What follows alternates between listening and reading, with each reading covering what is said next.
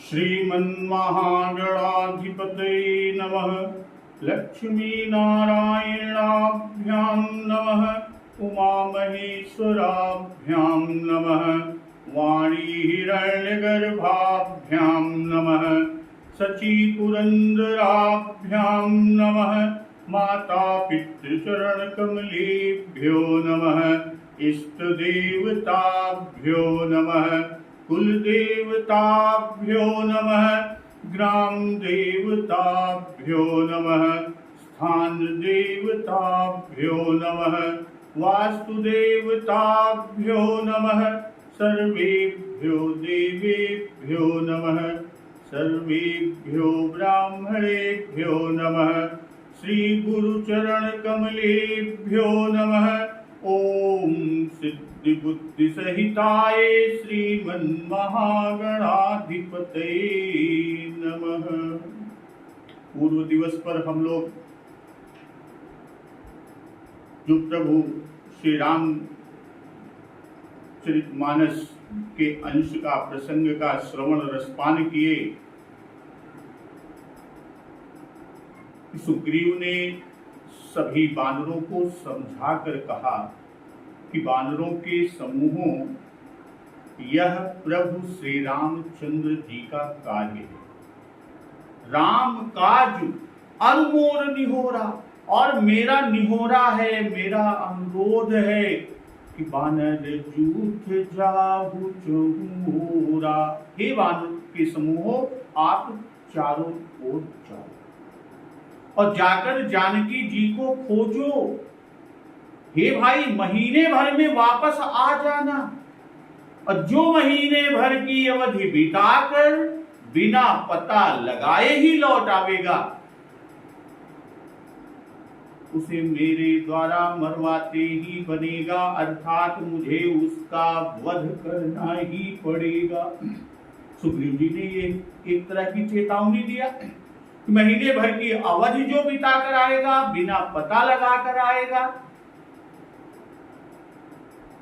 उसका मुझे वध करवाना पड़ेगा। वचन सुनत सब वानर जह तह चले तुरंत, तब सुग्रीव बुलाए अंगद नल हनुमंत। तो सुग्रीव जी के वचन सुनते ही वानर तुरंत जहां तहां भिन्न भिन्न दिशाओं में चल दिए। तब सुग्रीव जी ने अंगद, नल, हनुमान आदि प्रधान प्रधान योद्धाओं को बुलाया और उनसे कहा कि सुनहुनी श्री राम, सुनहुनी ले अंगद हनुमाना, जामवंत मति धीर सुजाना। सकल सुभट मिलि दक्षिण जाहू, सीता सुधि पूछेहु सब काहू। हे धीर बुद्धि चतुर नील अंगद, जामवान और हनुमान जी, तुम सब श्रेष्ठ योद्धा मिलकर दक्षिण दिशा की ओर जाओ और सब किसी से सीता जी का पता पूछना। और मन क्रम वचन सुजतन विचारेहु, रामचंद्र कर काज समारेहु। भानु पीठ से उर आगी, स्वामी ही सर्व भाव छल त्यागी। मन, वचन और कर्म से उसी का उपाय सोचना, यानी श्री सीता जी का पता लगाने का उपाय सोचना, और प्रभु श्री रामचंद्र जी का कार्य संपन्न करना, कार्य को सफल करना। सूर्य को पीठ से, अग्नि को हृदय से, यानी अग्नि को सामने से सेवन करना चाहिए। भानु पीठ से ही उर आगी, स्वामी ही सर्व भाव छल त्यागी। परंतु स्वामी की सेवा तो छल छोड़कर सर्व भाव से, यानी मन, वचन और कर्म से करनी चाहिए। और तज्जी माया से अपर लोका, मिटहि सकल भव संभव शोका। देह धरे कर यह भलु भाई, भजिय राम सब काम बिहाई। माया माया क्या है? विषयों की ममता या आसक्ति। तो माया को छोड़कर, विषयों की ममता और आसक्ति को छोड़कर परलोक का सेवन अर्थात भगवान के दिव्य धाम की प्राप्ति के लिए भगवत सेवा रूप साधन करना चाहिए, जिससे भव यानी जन्म मरण से उत्पन्न सारे शोक मिट जाए। मिट ही सकल भव संभव शोका। और देह धरे कर यह फलु भाई, भजिय राम सब काम बिहाई। हे भाई, देह धारण करने का यही तो फल है कि सब कामों यानी सभी कामनाओं को छोड़कर श्री राम जी का भजन ही किया जाए। असोई गुणज्ञ सोई बड़ भागी, जो रघुबीर चरण अनुरागी। आया सुमांगी चरण सिरुनाई, चले हरसि सुमिरत रघुराई। भाई, सद्गुणों को पहचानने वाला यानी गुणवान तथा बड़भागी कौन? वही है जो श्री रघुनाथ जी के चरणों का प्रेमी है। तो आज्ञा मांगकर, चरणों में सिर नवाकर, आयस मांग चरण सिरुनाई, अछले हरसि सुमिरत रघुराई। आज्ञा मांगा, आज्ञा मांगकर फिर चरणों में सिर नवाकर और श्री रघुनाथ जी का स्मरण करते हुए सभी हर्षित होकर चले। और पाछे पवन तनय सिरुनावा, जानि काज प्रभु निकट बुलावा। सबके पीछे पवन पुत्र अंजनी नंदन श्री हनुमान जी महाराज ने सिर नवाया और कार्य का विचार करके प्रभु ने हनुमान जी को अपने पास बुलाया। अपर शीस सरोरु पानी, कर मुद्रिका दीन्हि जन जानी। प्रभु भक्तवत्सल कृपालु श्री रामचंद्र जी अपने कर कमल से हनुमान जी के सिर का स्पर्श किया तथा अपना सेवक जानकर, अपना जन जानकर हनुमान जी को अपनी हाथ की अंगूठी उतार कर दी। अब कह रहे हैं भक्तवत्सल प्रभु श्री रामचंद्र जी किससे? हनुमान जी महाराज से कि बहु प्रकार सीत ही समुझायहु, कैवल बिरह बेगी तुम आयहु। हनुमत जन्म सुफल करिमाना, चलहु हृदय धरि कृपा निधाना। भक्तवत्सल प्रभु श्री रामचंद्र जी हनुमान जी महाराज से कहे, बहुत प्रकार से सीता को समझाना और मेरा बल तथा मेरा विरह प्रेम कहकर तुम शीघ्र लौट आना, कुछ करना नहीं, शीघ्र लौट आना। हनुमान जी महाराज ने अपना जन्म सफल समझा। हनुमत जन्म सुफल करिमाना, अचल हृदय धरि कृपा निधाना। और कृपा निधान प्रभु को हृदय में धारण करके हनुमान जी महाराज चले। यद्यपि प्रभु जानत सब बाता, राजनीति राखत सुर त्राता। यद्यपि देवताओं की रक्षा करने वाले प्रभु सब बात जानते हैं, सभी बातें जानते हैं, फिर भी राजनीति की रक्षा कर रहे हैं। भाई, नीति की मर्यादा रखने के लिए सीता जी का पता लगाने को जहां तहां वानरों को भेज रहे हैं। तो चले सकल बन खोजत, सरिता सर गिरि को, राम काज लय लीन मन, विसरातन कर छोड़। सब वानर वन नदी तालाब पर्वत पर्वतों की कंदराओं में खोजते हुए चले जा रहे हैं और मन प्रभु श्री राम जी के कार्य में लवलीन है। शरीर तक का प्रेम यानी शरीर तक के ममत्व को भूल गए हैं। सभी बंदर खोज रहे हैं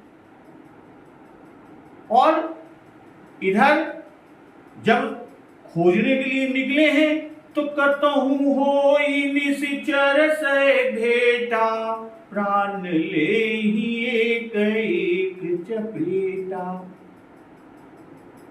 कहीं किसी राक्षस से भेंट हो जाती है। आज का प्रसंग यहीं से है कि कतहु होई निशिचर से भेंटा, कहीं किसी राक्षस से भेंट हो जाती है तो प्राण ले ही एक एक चपेटा, तो एक एक चपत में ही उसके प्राण ले लेते हैं। अब बहु प्रकार गिर कानन हे रही, को मुनि मिलई ताहि सब घेरही। भाई पर्वतों और वनों को बहुत प्रकार से खोज रहे हैं, तो कोई मुनि मिल जाता है, कोई मुनि मिल जाता है तो पता पूछने के लिए ताहि सब घेरही, उसे सब घेर लेते हैं। यहां कतहु होई निशिचर से भेंटा, इसका भाव कि खर दूसरों के मारे जाने पर निशिचर भाग गए। अब इधर उधर बहुत नहीं है, इसी से कभी कहीं भूले भटके कोई निशाचर मिलता है। जब मिलता है कतहु होई निशिचर से भेंटा, तो उसे रावण जानकर मारते हैं, उस निशिचर को रावण समझकर मारते हैं कि रावणो मिति ज्ञात्वा केचित् वानर पुंगवाः जग्नु किल किला शब्दम मुंचन्तो मुष्टि भीषणात्। अध्यात्म रामायण में उल्लेख है कि यह समझकर कि यही रावण है, वानरों ने किलकिला शब्द करके और उसको मुष्टियों से मारा। वाल्मीकि रामायण में उल्लेख है कि जब ये उस स्थान में पहुंचे जिसे कंडु ऋषि ने साप से भस्म कर वन कर दिया था, तब एक भयानक असुर को बैठे देखा जो मुट्ठी बांध कर इनकी ओर दौड़ा। अंगद ने उसे रावण समझकर एक चपेटा दिया, जिससे वह रुधिर उगिलता हुआ गिर पड़ा और मर गया। और कहते को मुनि मिले ताहि सब घेरही, तो को मुनि का भाव यहां पर कि निशाचरों के भय से बहुत मुनि नहीं रहते, इसी से कभी कोई मिलता है। भाई निशिचर को मारते हैं क्योंकि प्रभु ने कहा था कि यहाँ हरि निशिचर वैदेही।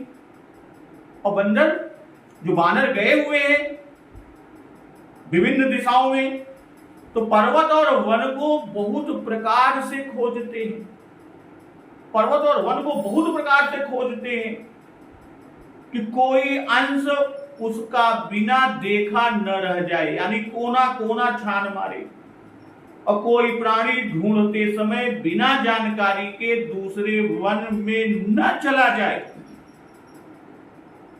कहा यह है कि कतहु होई निशिचर से भेंटा, कि यदि राक्षस मिले तब तो उसका प्राण ही हरण करते, और यदि कोई मुनि मिल जाए तो उन्हें सब घेर लेते हैं कि आप महात्मा हैं, आप बता सकते हैं कि सीता माता कहाँ है, कैसे मिलेंगी, या आपने इस विषय में कुछ भी देखा या सुना है। यह सीता सुधि पूछे सब काहू उसके साफल्य को दिखा रहे हैं। तो लाल अब खोजते खोजते जो अंगद के नेतृत्व में नल नील अंगद मयंद जामवंत जी सभी गए हैं, तो लागी तृषा अतिशय अकुलाने, मिलई न जल घन गहन भुलाने। अत्यंत प्यास लगने से सब अत्यंत व्याकुल हो गए, अर्थात मरणावस्था को पहुंच गए, या वो प्राण जाने ही वाले हैं, परंतु जल कहीं नहीं मिलता। मिलई न जल, इतना ही नहीं घन गहन भुलाने, और सघन वन में भूल गए हैं, भटक गए हैं। तब मन हनुमान कीन्हे अनुमाना, मरण चाहत सब बिनु जल पाना। हनुमान जी ने मन में अनुमान किया कि सब वानर बिना जल पान के मरना चाहते हैं। पर्वतों और जंगलों में ढूंढने में बड़ा श्रम हुआ, ऐसी से अत्यंत प्यास लगी। अब भुलाने, मिलई न जल घन गहन भुलाने, भुलाने अर्थात उनको दिशा का ज्ञान न रह गया। अध्यात्म रामायण में उल्लेख है कि श्रेष्ठ वानर प्यास से आर्त है, वहां जल न मिला, कंठ ओष्ठ तालु सूख गए हैं, और इस दशा में वे उस महावन में फिर रहे हैं। भाई अब यहां इस सबको प्यास लगी, कंठ सूखा, जल सूखा, जल मिला नहीं, ओष्ठ सूख गया, तालु सूख रहा है, यानी मरणावस्था की दशा को प्राप्त हो रहे हैं, किंतु हनुमान जी को प्यास न लगी। इसका कारण कि श्री राम जी की हनुमान जी पर विशेष कृपा है। भाई प्रभु ने हनुमान जी के मस्तक पर अपना कर कमल फेरा और फिर राम नाम अंकित मुद्रिका हनुमान जी को दी, और जो हनुमान जी महाराज ने मुख में रख ली थी। तो राम नाम अमृत रूप है और अंगूठी राम नाम युक्त है, और ये स्वयं परमानंद विलक्षण नाम जापक है हनुमान जी। हनुमान जी के रोम रोम से नाम की ध्वनि होती है, और जिनका रोम रोम राम नाम अंकित है, राम नामांकित है, जिनके हृदय में सदा धनुर्धर श्री राम जी विराजमान रहते हैं। या यह भी स्मरण रखें कि राम कार्य के लिए ही हनुमान जी महाराज का अवतार हुआ है। इंद्र के वज्र प्रहार से जब हनुमान जी की हनु में कुछ चोट आई और पवन देव कुपित हुए, तब उसी मिख ब्रह्मादि समस्त देवताओं ने हनुमान जी महाराज को अपने समस्त अस्त्र शस्त्र आदि से अभय कर दिया। और इस समय तो हनुमान जी महाराज पर श्री राम कृपा पूर्ण रूपेण है, तब इनको प्यास थकावट आदि कैसे सतावा सकते हैं? नहीं सता सकते। और वे तो निकट भी, यानी ये सब हनुमान जी महाराज के निकट आते भी डरते हैं। तब हनुमान जी महाराज चढ़ गिर शिखर चहु दिस देखा, अब भूमि विभर एक कौतुक पेखा। हनुमान जी महाराज ने पर्वत शिखर पर चढ़कर चारों दिशाओं की ओर देखा, तो पृथ्वी के एक बिल में एक कौतुक देखा। क्या कि चक्रवाक बक हंस उड़ाही, बहुतक खग प्रविशहित हिमाही। कि चक्रवाक बगुले और हंस उड़ते हैं, और बहुत से पक्षी उसमें प्रवेश करते हैं, उस बिल में घुसते हैं। और गिरते उतरी पवन सुत आवा, सब कहूँ लई सोई विवर दिखावा। पर्वत पर से पवन पुत्र हनुमान जी महाराज उतर कर आते हैं और सबको ले जाकर वह बिल दिखाते हैं। उस बिल को दिखाया, और आगे कई हनुमंत ही लीना, पैठे विवर विलंबन कीन्हा। सबने हनुमान जी महाराज को आगे कर लिया और वे उस बिल में घुसे, बिल्कुल देर न की। हनुमान जी महाराज जब सबको बिल्कुल जल के अभाव में प्यास से व्याकुल देखते हैं, मरणावस्था को जाते हुए देखते हैं, तो चढ़ गिर शिखर चहु दिस देखा, भूमि विवर एक कौतुक पेखा।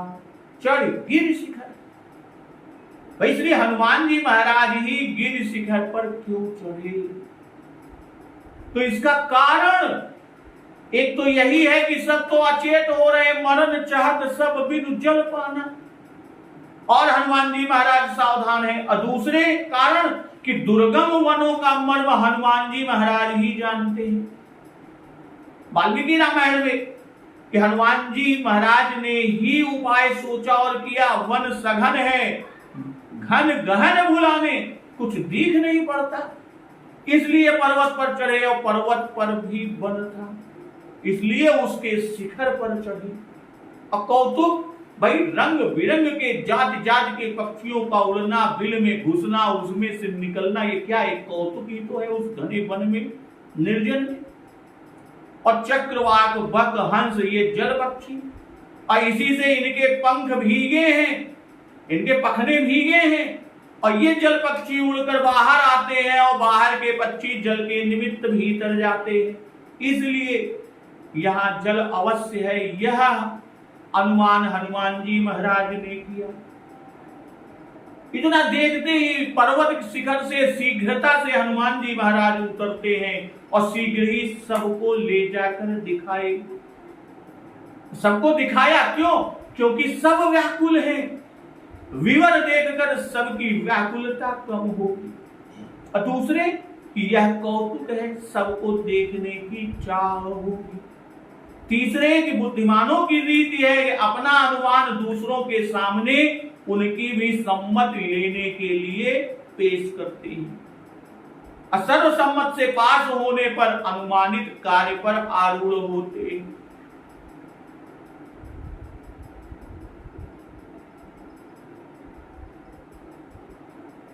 जो कहा भूमि विवर एक कौतुक पेखा,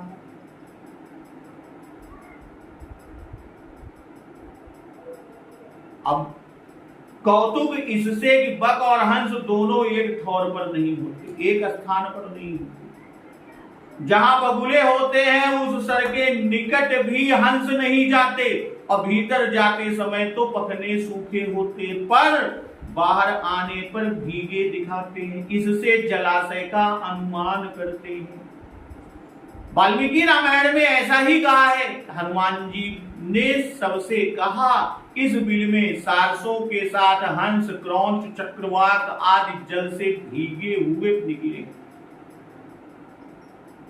इसलिए निश्चय ही यहां जलाशय है, चाहे कुआं हो चाहे तालाब हो। और अध्यात्म रामायण में उल्लेख है, तब हनुमान जी ने भीगे हुए पंखों वाले क्रौंच और हंसों को निकलते हुए देख अनुमान किया कि यहाँ निश्चय ही जल है, और इस महागुहा में हम सब प्रवेश करें।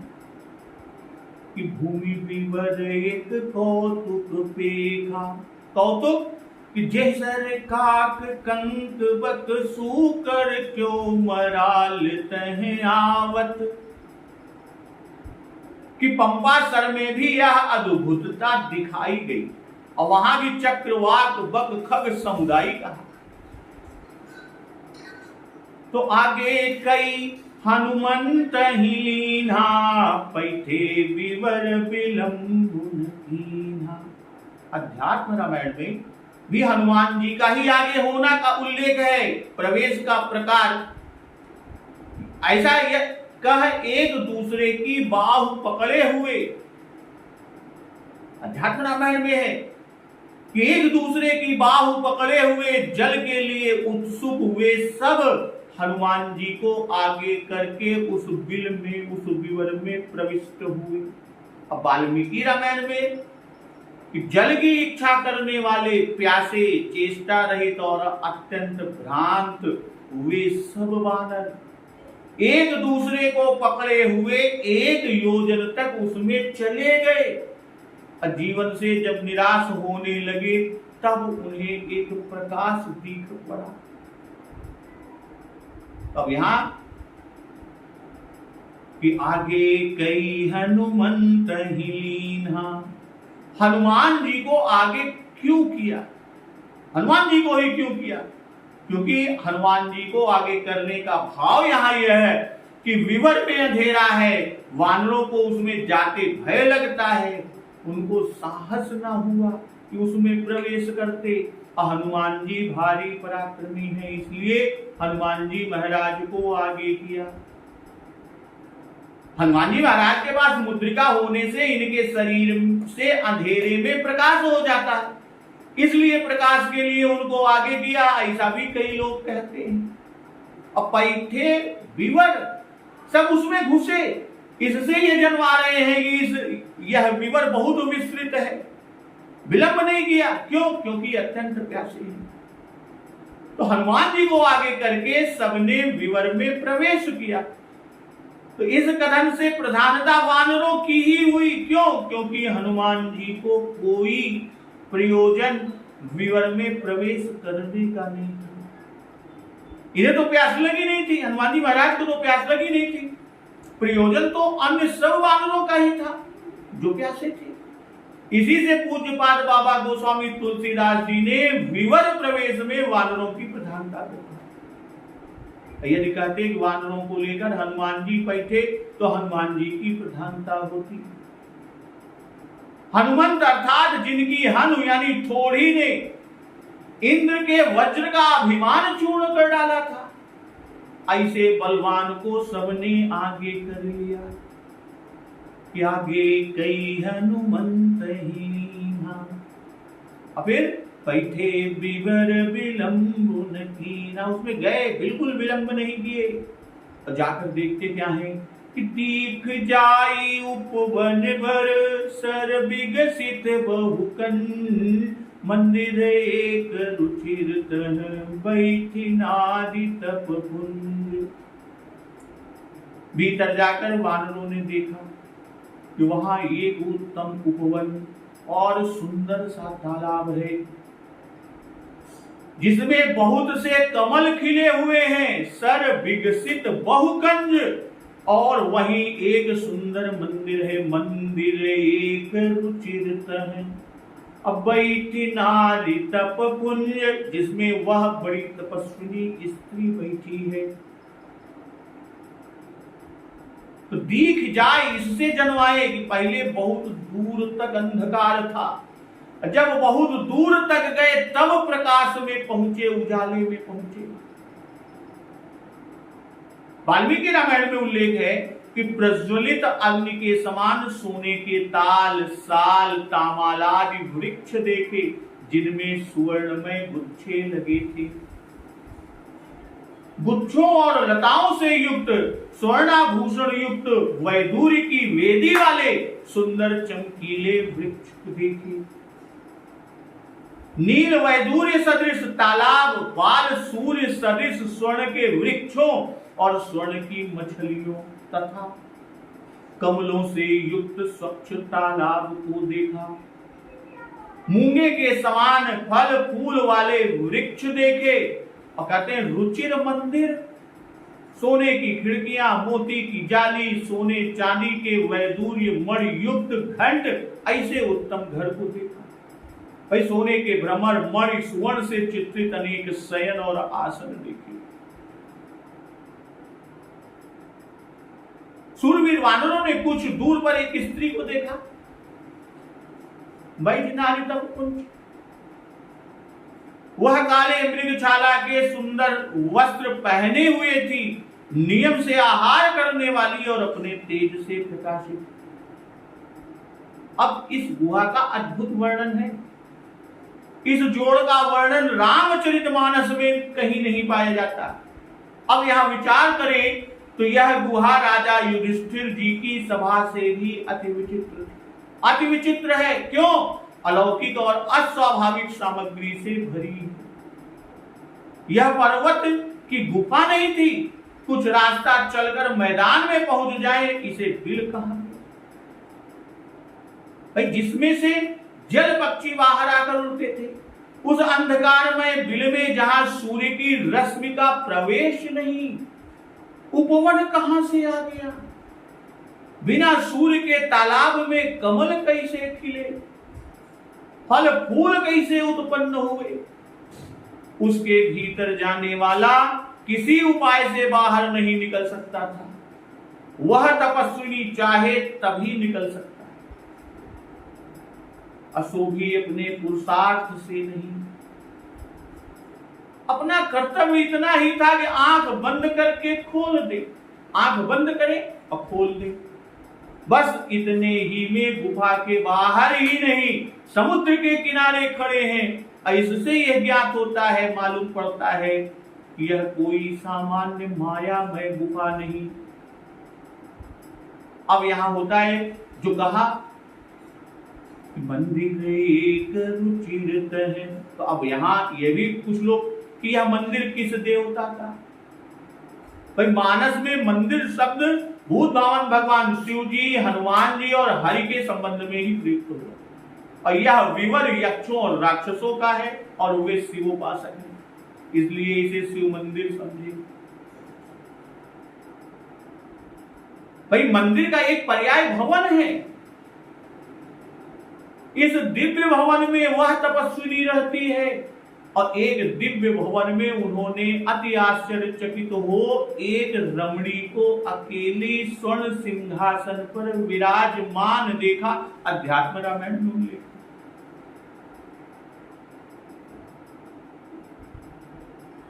तो दूरी ते ताहि सबहि सिरुनावा, पूछे निज वृत्तांत सुनावा। और सबों ने उसे दूर से प्रणाम किया। जो बैठ नारी तब कुंज, उस स्त्री को दूर से प्रणाम किया और उसके पूछने पर अपना समाचार पूछे, निज वृत्तांत सुनावा। पूछने पर, उस स्त्री के पूछने पर, उस तपस्विनी के पूछने पर अपना समाचार यानी सब हाल हनुमान जी महाराज ने सुनाया। तो तेहि तब कहा करहु जल पाना, खाहु सुरस सुंदर फल नाना। जब सब हाल कहकर कि किष्किंधा से यहाँ क्यों आना हुआ और यह भी कि सब प्यास से अत्यंत व्याकुल हैं, इस विवर का कौतुक देख कर यहाँ आए हैं। तब तपस्विनी ने सबसे पहले यही कहा कि जलपान करो, पियो, जल को पियो और अनेक तरह के रसीले सुंदर फल खाओ। तब मज्जन कीन मधुर फल खाए, तासु निकट भूमि सब चली आए। आज्ञा पाकर, तपस्विनी की आज्ञा मिलते ही सभी ने स्नान किया, मीठे फल खाए और फिर उसके बाद सब पास में चले आए। दूर ताहि सबन सिरुनावा, दूर से प्रणाम किया। तो इसको कहने के पीछे जो पूज्य पाद बाबा गोस्वामी तुलसीदास जी ने लिखा, दूर ताहि सबन सिरुनावा, इस कथन से भय और भक्ति दोनों को दिखाया। वाल्मीकि रामायण में उल्लेख है कि सब वानर देखकर विस्मित होकर खड़े हो गए। फिर वानरों ने कुछ भक्ति से और कुछ भय से महाभाग्यवती स्त्री को प्रणाम किया। भय यह था कि तपस्विनी है, स्त्री है, पास जाने से साप न दे दे या कोई छल से इस वेश में न बैठा हो। पर स्त्री को माता और बहन की नाई सम्मान करके प्रणाम किया।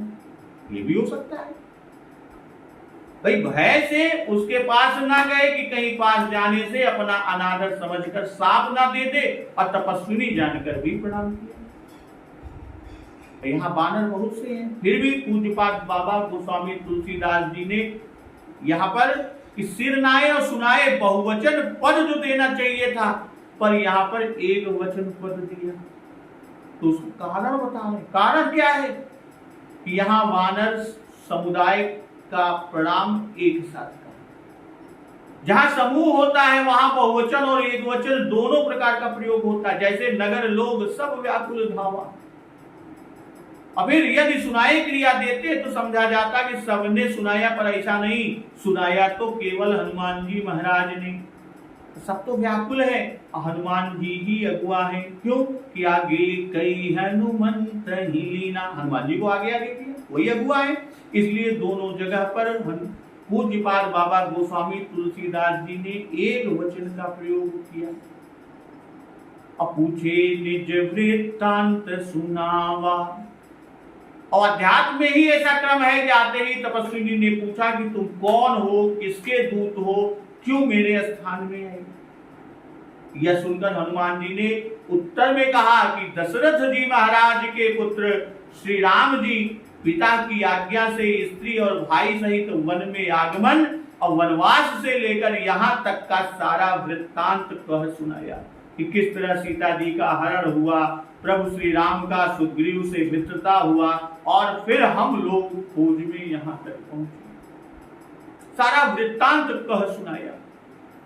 तो ते सब कहा करहु जल पाना, खाहु सरस सुंदर फल नाना। भाई पहले तो जल पीने को कहा, करहु जल पाना, क्योंकि हनुमान जी ने सुना, हनुमान जी से ही ये सुना कि सब बिना जल के मरण प्राय हैं। भाई सभी जल के बिना बिल्कुल मरण प्राय हैं, मरण चाहत सब बिनु जल पाना। और यदि कहा होता कि भूखे हैं तो पहले फल खाने को कहती, पर आगे ही कि मज्जन कीन मधुर फल खाए, पूज्य पाठ बाबा गोस्वामी जी ऐसा लिखते हैं, इसमें जल पीना नहीं लिखे ना कहा। तो इससे यह मालूम होता है, यह जन्माते हैं कि स्नान करते समय जल भी पी लिया, किसी से जल पीना अलग से न लिखे। भाई धूप से सब तपे हुए और श्रमित थे, स्नान करने से श्रम दूर होता ही है कि मज्जन कीन पंथ श्रम गए, इसी से पहले स्नान किया, प्यासे थे, इसी से पहले जलाशय पर गए, नहीं तो पहले फल खा लेते। तो तासुक निकट पुनि सब चली आए, पहले बिना जाने भय से दूर से प्रणाम किया, अब उसका शांत स्वभाव जानकर, तपस्विनी का शांत स्वभाव जानकर निकट आए, चली आए कि धीरे धीरे चलकर आए, दौड़ कर नहीं आए कि जिससे बुरा न लगे, नहीं तो क्रोध कर जाए। निकट सब चली आए क्योंकि अब भय नहीं है, पहले तो भय था, दूर से प्रणाम किया। दूर से हनुमान जी ने ही अपना सारा वृत्तांत कह चुकने पर और उससे उसका वृत्तांत पूछा था तपस्विनी से, पर तपस्विनी ने सबको भूख प्यास से व्याकुल सुनकर कहा कि भैया पहले फल खाकर जलपान करके श्रम दूर करके आओ, तब मैं अपनी कथा कहूं। यही कारण है कि इसी लालसा से सब निकट आए। तो ते सब आपनी कथा सुनाई, मैं अब जाब जहां रघुराई। तो उसने अपनी सब कथा सुनाई, कहा कि मैं अब वहीं जाऊंगी जहां रघुराई प्रभु श्री रामचंद्र जी हैं। अमुदहु नयन विवरत जिजाऊ, पहिहु सीत जनि पछिताहु। भाई इस बिल में जो आ जाता है वो बाहर नहीं निकल सकता, और मैं अपने तपोबल से निकल सकती हूँ और तुम्हें निकाल सकती हूँ। तुम बिना आंख मूंदे नहीं निकल सकते, इसलिए तुम आंख बंद करो। सभी बानरों से कहा अब बिल को छोड़कर बाहर जाओ और तुम श्री सीता जी को पाओगे, पछताओ नहीं, जल्दी पछताओ, पछताओ नहीं। कहती मैं अब जाऊं जहां रघुराई। भाई मेरे यहां रहने की अवधि इतनी ही थी। मेरी सखी हेमा ने मुझे आज्ञा दी थी कि त्रेता में श्री राम जी वन में आएंगे, उनकी स्त्री को खोजने के लिए वानर तुम्हारे यहाँ आएंगे, तुम उनकी पूजा करके श्री राम जी के पास जाना। आपने कथा सुनाई, इससे यह अनुमान होता है कि वानरों ने उससे पूछा था कि आप यहाँ कैसे रहती हैं, आप कौन हैं। वाल्मीकि रामायण में उल्लेख है कि हाथ जोड़कर जब हनुमान जी ने पूछा कि आप कौन हैं, या बिल और घर किसके हैं, ये रत्न किसके हैं, यह सब आप कृपा करके कहिए।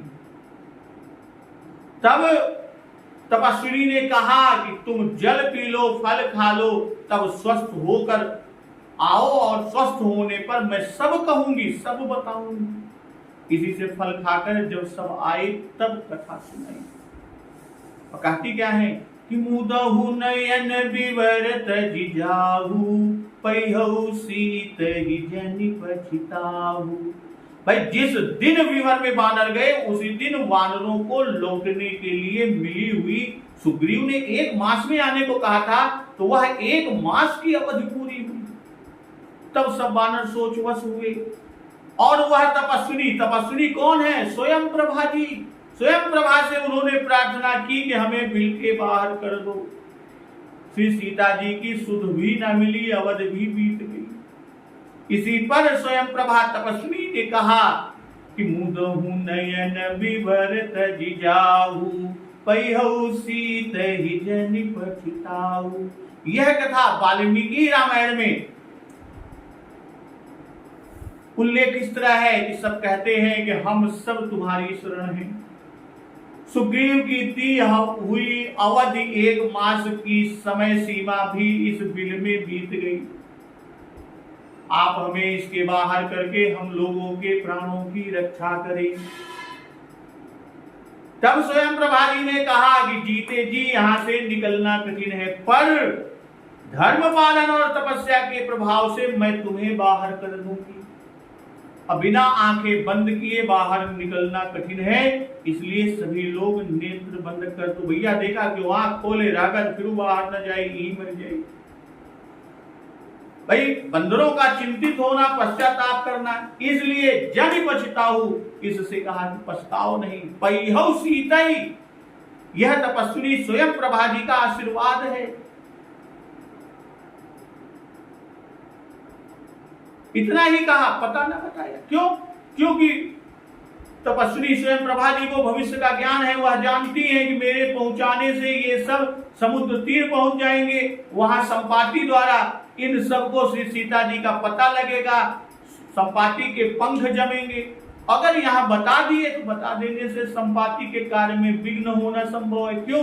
क्योंकि चंद्रमा ऋषि का वचन सत्य करना है। उन्होंने कहा था कि प्रभु श्री राम की पत्नी का हरण होगा, उनको खोजते हुए बानर आएंगे, उनसे समाचार पाओगे, तब तुम्हारे नए पंख निकल आएंगे। अब स्वयं प्रभा तपस्विनी कौन है, उनका वृत्तांत। पूर्व काल में हेमा नाम की एक कन्या विश्वकर्मा की थी, जो दिव्य रूप और नाद कला में प्रवीण थी। अपने नृत्य और गान से उसने महादेव जी को प्रसन्न कर लिया। महादेव जी ने प्रसन्न होकर उसे यह बड़ा दिव्य पूर्व प्रसाद में दिया, जिसमें वह 10 करोड़ वर्ष रही। कितने दिन? 1-2 वर्ष, 10 वर्ष, 100 वर्ष, 1000 नहीं, 10 करोड़ वर्ष रही। और उस हेमा की मैं सखी हूं, उस हेमा की मैं सखी हूं। तो मोक्ष की इच्छा से विष्णु भगवान के आराधना में तत्पर हूं। मेरा स्वयं प्रभा नाम है। मैं दिव्य नामक गंधर्व की कन्या हूं। अहेमा जब ब्रह्मलोक को जाने लगी, तब मुझसे उसने कहा, तू अकेली रहकर यहाँ तपस्या कर। त्रेता युग में नारायण और दशरथ पुत्र होंगे, भूभार हरण के लिए वन में विचरेंगे और उनकी भार्या को ढूंढते हुए वानर यहाँ आएंगे। तब तुम उनका पूजन करके श्री रघुनाथ जी के पास जाकर उनकी स्तुति करना, और तब तुम योगियों को गम्य विष्णु लोक को जाओगे। वाल्मीकि में और अध्यात्म में भेद है। वाल्मीकि रामायण में कथा इस प्रकार है कि महातेजस्वी मय नाम की एक मायावी असुर था। उसने इस सारे सुवर्णमय वन को अपनी माया से निर्माण किया। विश्वकर्मा नाम के एक दानव श्रेष्ठ हुए और उन्होंने यह दिव्य सोने का उत्तम भवन बनाया। बड़े घोर वन में उन्होंने 1000 वर्ष तप करके ब्रह्मा से वरदान में शुक्राचार्य की समस्त शिल्प विद्या रूपी संपदा प्राप्त कर ली। इस महावन में कुछ काल मैं सुख पूर्वक रहा। फिर हेमा नामक अप्सरा पर आसक्त होने पर इंद्र ने उसे मार डाला। तब ब्रह्मा ने यह घर और उत्तम वन हेमा को दे दिया। मैं मेरु सावर्ण की कन्या स्वयं प्रभा हूं। मेरी हेमा मेरी सखी है, नृत्य गान में निपुण है।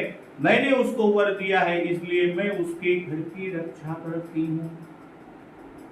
तो नयन दिपुनि देखहि मीरा, ठाढ़े सकल सिंधु के तीरा।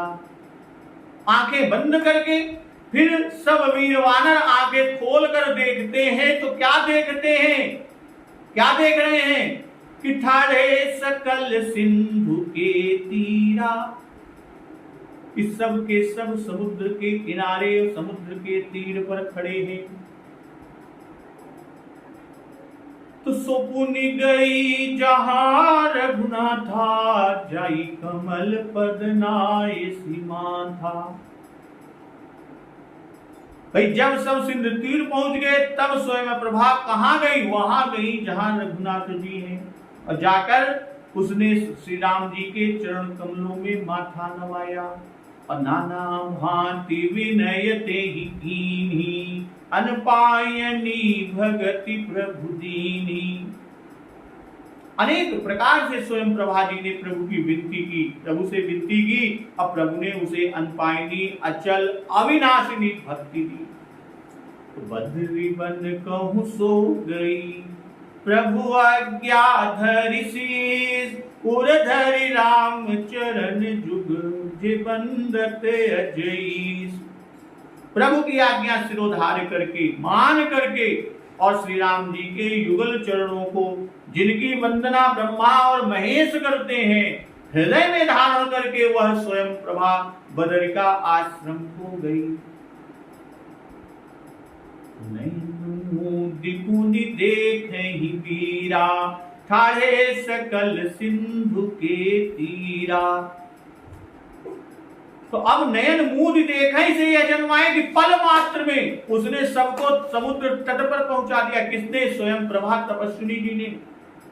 देखहि वीरा कि जो अपनी वीरता से विवर के बाहर नहीं हो सकते थे, अब ही वीर नेत्र बंद करते ही बिना परिश्रम बाहर ही नहीं बल्कि समुद्र के किनारे, समुद्र तट, समुद्र तीर पर पहुंच गए।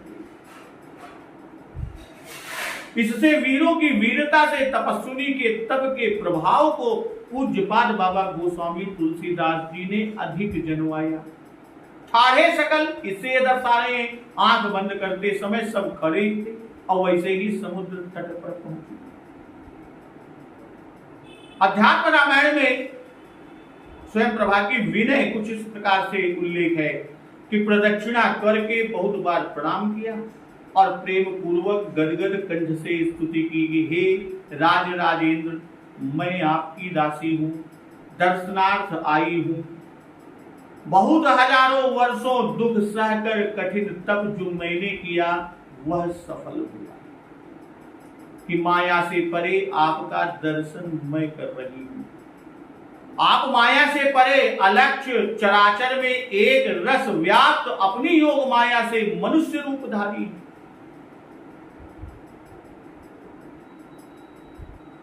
आप नट की तरह अनेक रूप धारण करते हैं और स्वतंत्र हैं, अज्ञानियों को अदृश्य हैं, महाभागवतों को भक्ति योग का विधान करने के लिए अवतीर्ण हुए हैं। भला मैं आपके यथार्थ रूप को कैसे जान सकती हूं? संसार में जो कोई आपका परम तत्व जानते हो यह उसे भले ही जाना करे, पर हे राम, मेरे हृदय सदन में तो आपका यह दिव्य रूप सदा प्रकाश करता रहे। मोक्ष के देने वाले युगल चरण कमलों के दर्शन मुझे आपने दिए। जो स्त्री पुत्र धन आदि लोक और ऐश्वर्य के अभिमानी हैं वे आपका नाम लेने योग्य नहीं, वे आपकी स्तुति नहीं कर सकते, क्योंकि आप तो निष्किंचन के ही सर्वस्व हैं। आप निर्गुण और दिव्य गुणों से आयतन हैं। आपका आदि मध्य अंत नहीं। यदि काल रूप है, आप काल रूप हैं, जीव मात्र में एक रस विचरते हैं। आप परम पुरुष हैं, आपके चरित्र का मर्म कोई नहीं जानता। आप सत्य मित्र उदासीन रहित हैं और जिसका जैसा भाव है आप उसको वैसा ही दीप्त पड़ते हैं।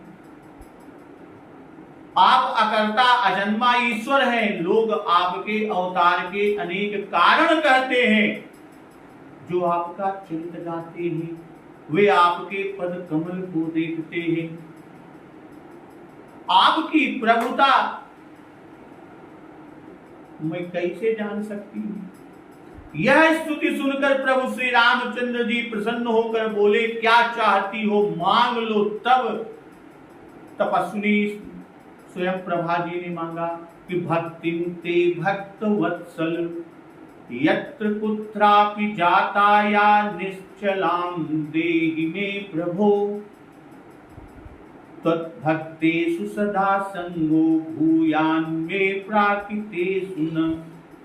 अर्थात हे प्रभु, जहां भी मेरा जन्म हो वहां आपकी निश्चल भक्ति मुझे प्राप्त रहे, आपके भक्तों का सदा संग रहे और प्राकृतों का संग न हो। मेरी जीवा राम राम भक्ति पूर्वक निरंतर कहा करे। श्री सीता लक्ष्मण सहित यह आपका श्यामल स्वरूप मेरे हृदय में सदा वास करे। धनुष बाण धारण किए हुए, अंग में पीत वस्त्र, सिर पर उज्ज्वल मुकुट, बाजू में अंगद, चरणों में नूपुर, उर में कौस्तुभ मुक्ताहार, कानों में कुंडल आदि आभरण धारण किए हुए रूप का हृदय में सदा ध्यान करो। तपस्विनी ने बड़ा तप किया था, उसका फल राम भक्त दर्शन मिला। इनके दर्शन से श्री राम जी का दर्शन हुआ और राम दर्शन से अनपायनी भक्ति की प्राप्ति हुई। प्रभु ने आज्ञा दी, क्या ऐसा ही हो, अब तू बद्री वन को जा, वहां मेरा स्मरण करती हुई इस पंचभूत शरीर को त्याग कर अब मुझ परमात्मा को शीघ्र ही प्राप्त होगी। प्रभु आज्ञा धर, आज्ञा सिरोधार्य करने का कारण कि प्रभु शब्द से ये जन्मा दिया, ये प्रभु हैं, इससे इनकी आज्ञा उल्लंघन करने योग्य नहीं। अवश्य सिरोधार्य करनी चाहिए, और सिरोधार्य करना आदर है। अजय बदंत अजय, भाई ब्रह्मा और महेश सबसे बड़े देवता, और ये जिन चरणों की वंदना करते हैं उन्हीं का साक्षात दर्शन तपस्वी ने किया और उन्हें हृदय में धारण किया। तो स्वयं प्रभा के चरित्र से कुछ सिद्धांत निकलते हैं, जैसे कि श्री राम कार्य स्वयं सिद्ध है। भगवान जहां जिस समय जिसको बड़ाई सुयश सफलता देना चाहते हैं, वहां उस समय उसको निमित्त करके बड़ाई आदि देते हैं। राम सेवकों की शक्ति और प्रयत्न केवल निमित्त मात्र बनाए जाते हैं, अन्यथा जाम्बवान और हनुमान जी ऐसे राम भक्तों को एक स्त्री की सहाय से संकट मुक्त होने का प्रसंग क्यों उपस्थित होता। अब भक्तजन, इसके बाद अगले दिवस पर हम लोग संपाति मिलाप प्रकरण, संपाति जिसके पंख जल गए हैं, संताप में बैठा हुआ है, कभी आहार मिलता है, उस संपाति से राम भक्त हनुमान, जाम्बवान, नल, नील, अंगद आदि का मिलाप होगा। तो संपाति मिलाप प्रकरण अगले दिवस पर हम लोग श्रवण रसपान करेंगे। तो एक बार जोर से बोलिए, सियावर रामचंद्र की जय, पवन सुत हनुमान की जय, जगत जननी मां जगदम्बा की जय, गुरुदेव भगवान की जय, उमापति महादेव